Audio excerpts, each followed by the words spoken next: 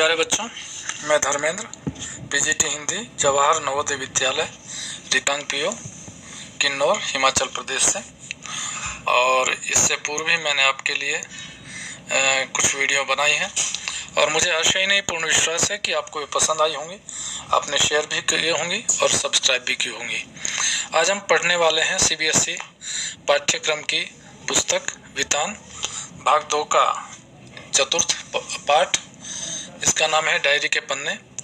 इसको लिखा है एन फ्रैंक ने और इसके बारे में आप कक्षा 10 में भी पढ़ चुके हैं। तो एन फ्रैंक का जन्म मूलतः फ्रैंकफर्ट शहर में 12 जून 1929 को हुआ और मृत्यु नाजियों के यातना गृह में 1945 के फरवरी या मार्च महीने में होने का अनुमान है। एन फ्रैंक की डायरी दुनिया की सबसे ज़्यादा पढ़ी गई किताबों में से एक है। मूलतः डच भाषा में 1947 में प्रकाशित यह कृति अंग्रेजी में the diary of the young girl नाम से 1952 में प्रकाशित हुई। तब से इसके संपादित, असंपादित, आलोचनात्मक, विस्तृत अनेक तरह के संस्करण बाजार में आ चुके हैं। इस पर फिल्म, नाटक, धारावाहिक इत्यादि का निर्माण भी हो चुका है और यह डायरी किसी न किसी वजह से लगातार चर्चा में रही है। यह डायरी द्वितीय विश्व युद्ध के समय यहूदियों पर ढाए गए जुल्मों और मानसिक यातनाओं का जीवन दस्तावेज है। यहूदी समुदाय ऐसा समुदाय था जिसे द्वितीय विश्व युद्ध में सबसे ज़्यादा कष्ट उठाने पड़े। एन फ्रैंक की डायरी 2 यहूदी परिवारों के अज्ञातवास की कथा है। एक था फ्रैंक परिवार जिसमें उसके माता पिता और उसकी 2 बेटियां मार्गोट और एन थी। मार्गोट की उम्र 16 साल और एन की आयु 13 साल की थी। उनके साथ दूसरा परिवार था वानदान परिवार दंपति और उनका 16 वर्षीय बेटा पीटर। उनके साथ 8वां व्यक्ति था मिस्टर डसेल। इस 8 सदस्यीय परिवार की फ्रैंक साहब के कार्यालय में काम करने वाले ईसाई कर्मचारियों ने मानवीय स्तर पर मदद की। एन ने इसी अज्ञातवास को कलमबद्ध किया है। इस डायरी में भय, आतंक, बीमारी, भूख, प्यास, मानवीय संवेदनाएं, प्रेम, घृणा, हवाई हमले का डर, पकड़े जाने का भय, बढ़ती उम्र की तकलीफें, सपने, कल्पनाएं, बाहरी दुनिया से डरने की पीड़ा, मानसिक एवं शारीरिक आवश्यकताएं, हंसी मजाक, युद्ध की पीड़ा और अकेलेपन का दर्द सब कुछ लिपिबद्ध किया है। यह पीड़ाजन्य स्थिति को दर्ज करती डायरी 2 जून 1942 से शुरू होकर 1 अगस्त 1944 के बीच लिखी गई है। 4 अगस्त 1944 को किसी व्यक्ति की सूचना पर इन 8 लोगों को पकड़ लिया जाता है। सौभाग्य से यह डायरी पुलिस के हत्थे नहीं चढ़ी, वरना तो यह डायरी कहीं गुम होकर रह जाती। 1945 में एन की असामयिक मृत्यु के पश्चात उसके पिता ओरो फ्रैंक ने इसे 1947 में प्रकाशित कराया। एन ने यह डायरी चिट्ठियों के माध्यम से लिखी थी। ये चिट्ठियां एन ने उपहार के रूप में मिली गुड़िया किकी को संबोधित करके लिखी थी। 8 जुलाई सन 1942 दिन बुधवार को एन बताती हैं कि वह रविवार की दोपहर थी। मैं बालकनी में धूप से अलसाई सी बैठी थी, इसलिए उसे दरवाजे की घंटी की आवाज़ सुनाई दी। वहाँ उसकी बहन मार्गोट भी थी। वह गुस्से में दिख रही थी क्योंकि युद्ध के दिनों में पापा को एएसएस से बुलाने का नोटिस मिला था। उसकी माँ उस समय पापा के बिजनेस पार्टनर मिस्टर वानदान को देखने गई हुई थी। यह सुनकर वह हैरान रह गई थी। यह सब कोई जानता है कि एएसएस के बुलावे का अर्थ है कि यातना और बंद कोठरियाँ, परंतु हम सभी इस बात के लिए राजी नहीं थे कि पापा बंद कोठरी में यातनाएं सहे।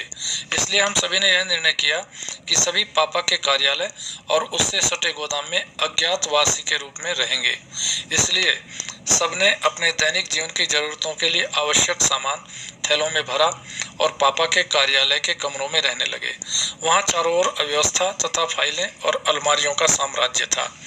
थोड़ा बहुत ठीक करके हम सब वहाँ हंसी मजाक, रूठना मनाना, जोक सुनाना आदि में समय व्यतीत करने लगे। दिन का उजाला हमारे लिए दूर की बात थी। रात के अंधेरे में दिन कटते थे। वहाँ 1 सप्ताह के लिए बिजली गुल हो जाती थी। 4 बजते ही अंधेरा छा जाता था। यह समय हम उल जुलूल की हरकतें किया करते थे। हम पहेलियां बुझाते थे, अंधेरे में व्यायाम करते, अंग्रेजी और फ्रेंच में बातचीत करते तथा किताबों की समीक्षा किया करते थे। अब मैंने समय गुजारने का नया तरीका ढूंढ निकाला था। मैंने दूरबीन लगाकर पड़ोसियों के रोशनी वाले कमरों में झांकना शुरू किया। दिन में पर्दे नहीं हटा सकते थे, परंतु रात के अंधेरे में पर्दे हटा दिए जाते थे। हमारे पड़ोसी दिलचस्प लोग थे। जब मैंने अपने पड़ोसियों को दूरबीन से देखा तो पाया कि कोई खाना खा रहा था, कोई फिल्म बना रहा था, तो सामने वाले घर के एक दंत चिकित्सक एक सहमी हुई बुढ़िया के दांतों से जूझ रहा था। मिस्टर डसेल बच्चों के साथ खूब आनंदपूर्ण रहते थे और उन्हें खूब प्यार करते थे। वे एक अनुशासन प्रिय व्यक्ति थे और अनुशासन पर लंबे लंबे भाषण दिया करते थे। ये भाषण बड़े उबाऊ और नींद लाने वाले होते थे। मैं उन भाषणों को केवल सुनने का अभिनय किया करती थी। वे मेरी इन सभी बातों को मम्मी को बताया करते और मम्मी मुझे खूब डांटा करती थी। फिर मुझे मिसेज वानदान अपने पास बुला लिया करती थी। यह बात एन को किकी को शनिवार 26 नवंबर 1942 को चिट्ठी में लिखी है। शुक्रवार 19 मार्च 1943 की चिट्ठी में किकी को एन लिखती है कि हमें यह सुनकर निराशा हुई कि टर्की अभी युद्ध में शामिल नहीं हुआ है। यह भी खबर थी कि एक केंद्रीय मंत्री का बयान आया कि जल्द ही टर्की यह तटस्थता खत्म कर देगा, और अखबार बेचने वाला चिल्ला रहा था कि टर्की इंग्लैंड के पक्ष में। और भी अनेक उत्साहवर्धक अफवाहें सुनने को मिल रही थी। 1000 गिल्डर के नोट अवैध मुद्रा घोषित कर दिए गए थे। काला धंधा करने वालों के लिए यह बड़ा झटका था। ये लोग अब भूमिगत हो गए थे। 500 गिल्डर के नोट भी अब बेकार हो गए थे। मार्गोट मिस्टर डसेल की डच अध्यापिका बन गई थी। वह उनके पत्र ठीक किया करती थी। पापा के मना करने के बाद मार्गोट ने यह कार्य बंद कर दिया था, परंतु मुझे फिर लगने लगा कि वह मिस्टर डसेल को चिट्ठियां लिखना फिर शुरू कर रही थी। मिस्टर हिटलर की घायल सैनिकों से बातचीत हमने रेडियो के माध्यम से सुनी थी। यह एक करुणाजनक अनुभव था। एन किकी को लिखी एक चिट्ठी में जिक्र करती है कि मुझे पिछले सप्ताहों से परिवार के वृक्षों और वंशावली तालिकाओं में खासी रुचि हो गई थी। यह काम करने के लिए मैं इस नतीजे पर पहुंची कि एक बार तुम खोजना शुरू कर दो तो फिर तुम्हें अतीत में गहरे और गहरे उतरना पड़ेगा। मेरे पास फिल्मी कलाकारों की तस्वीरों का एक अच्छा खासा संग्रह हो गया था। मिस्टर कुगलर हर सोमवार मेरे लिए एक सिनेमा एंड थिएटर पत्रिका की प्रति अवश्य लाते थे। मैं फिल्म के मुख्य नायकों और नायिकाओं के नाम और समीक्षा फर्राटे से करती थी। जब मैं नई केस सज्जा बनाकर बाहर निकलती तो मुझे यह अंदेशा पहले ही रहता था कि लोग मुझे टोककर कहेंगे कि मैं फला फिल्म के स्टार की नकल कर रही हूँ। जब मैं यह करती कि यह मेरा अपना आविष्कार है तो लोग मजाक करते थे। जहाँ तक मेरे हेयर स्टाइल का सवाल है, यह आधे घंटे से अधिक टिक नहीं पाता था। मैं इससे बोर हो जाती थी और सबकी टिप्पणियाँ सुनते सुनते मेरे कान पकने लगते।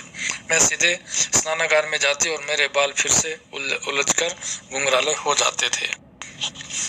एन फ्रैंक बुधवार 28 जनवरी 1944 को एक चिट्ठी के माध्यम से अपनी प्यारी गुड़िया किकी को बताती हैं कि जॉन और मिस्टर क्लीमेन भी अज्ञातवास में छुपे अथवा भूमिगत हो गए थे।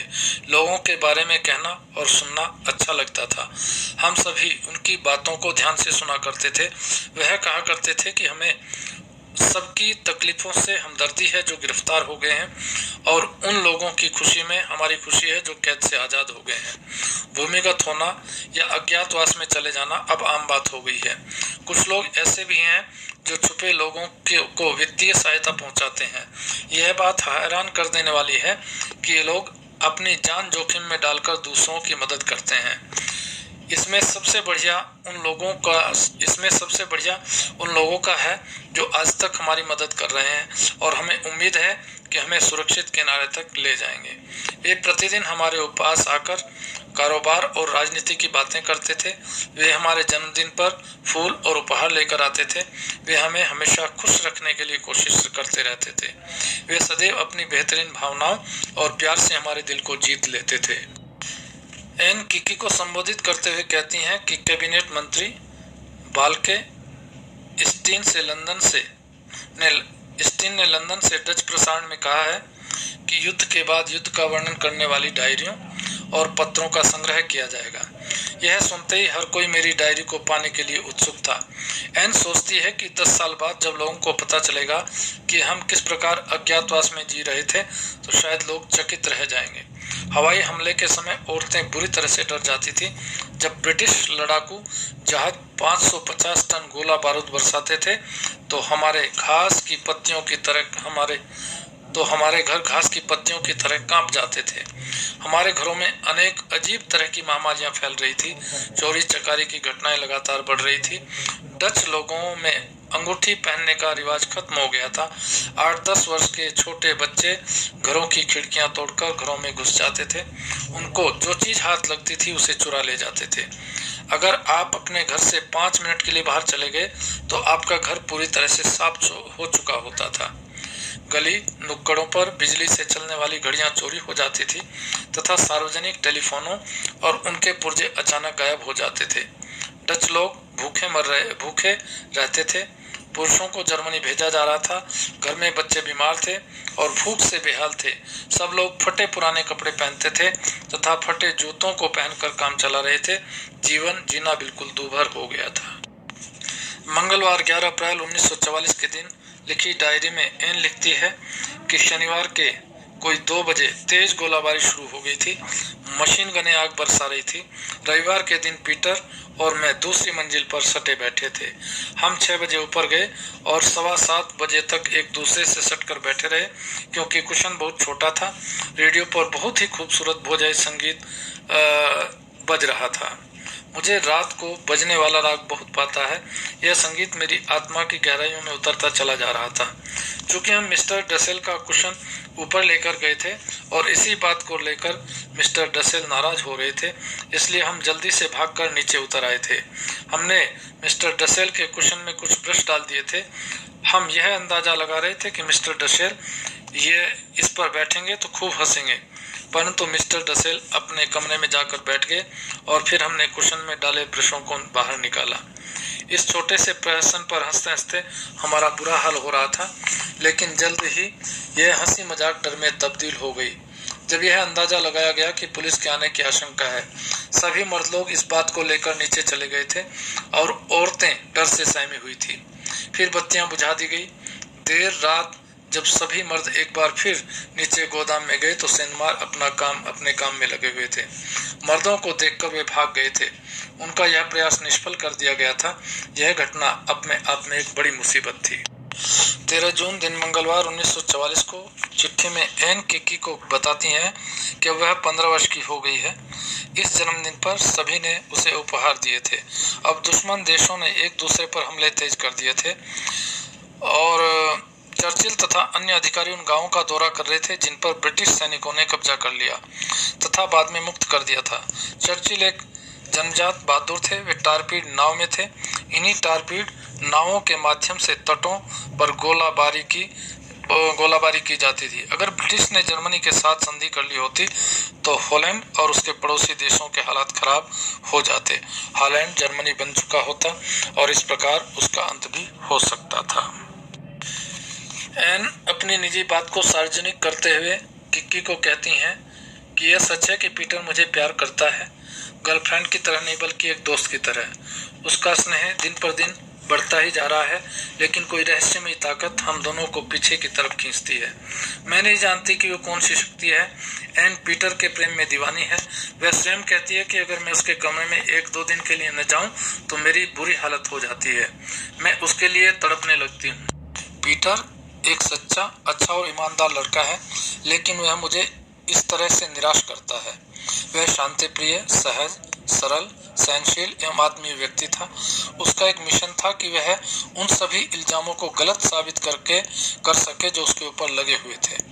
उसके मन में मेरे प्रति जो बात थी वह कहना चाहता था, परंतु पता नहीं क्यों वह इसे अभिव्यक्त नहीं कर पा रहा था। हम दोनों अपने अतीत, वर्तमान और भविष्य की बातें किया करते थे, परंतु वह चीज जो हम दोनों के मन में थी उसकी बात कभी नहीं किया करते थे। अपने प्रकृति प्रेम के बारे में इन कहती हैं कि वह प्रकृति को निहारना चाहती है और यही सोचकर उन स्मृतियों में खो जाती है जब नीला आकाश, पक्षियों की चहचहाने की आवाजें, चांदनी रात और खिली कलियां उस पर जादू सा कर देती थी। अब ये सभी चीजें बीते जमाने की हो गई हैं।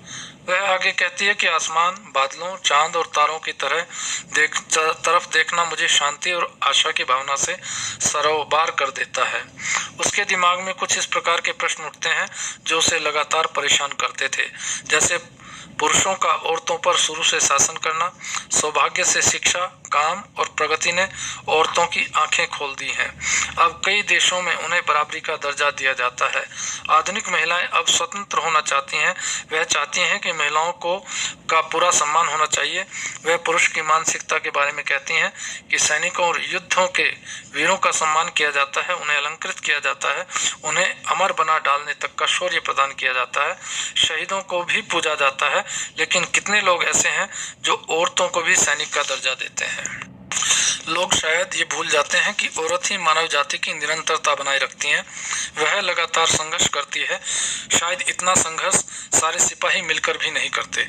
वह अंत में कहती है कि मैं कदापि यह नहीं चाहती कि औरतें बच्चे जन्ना बंद कर दें, परंतु मैं उन लोगों के खिलाफ हूँ जो समाज में औरतों के सौंदर्य में योगदान को महान नहीं मानते। वह आशा के साथ अपने कथन को समाप्त करती है कि अगली सदी में औरतें ज्यादा सम्मान और सराहना की हकदार होंगी।